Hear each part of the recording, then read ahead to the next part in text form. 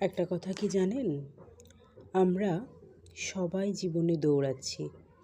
কেউ টাকার জন্য, কেউ স্বপ্নের জন্য, কেউ আবার স্বীকৃতির জন্য।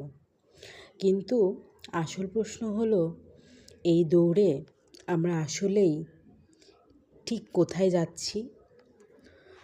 মানুষ ভাবে সাফল্য মানেই অনেক কিছু অর্জন করা, কিন্তু সত্য হলো সাফল্য মানে হচ্ছে নিজের ভেতরে শান্তি খুঁজে পাওয়া। যদি তোমার ভেতরে শান্তি না থাকে, তাহলে বাইরের যে কোনো অর্জনই একসময় ফাঁকা মনে হবে। একটু থেমে ভাবো, তুমি কি অন্যের চোখে ভালো লাগার জন্য বেঁচে আছো, নাকি নিজের সত্যিকারের ইচ্ছার পথে হাঁটছো? কারণ একদিন এ জীবন থেমে যাবে, কিন্তু তোমার বেছে নেওয়া পথই বলে দেবে তুমি কেমন মানুষ ছিলে।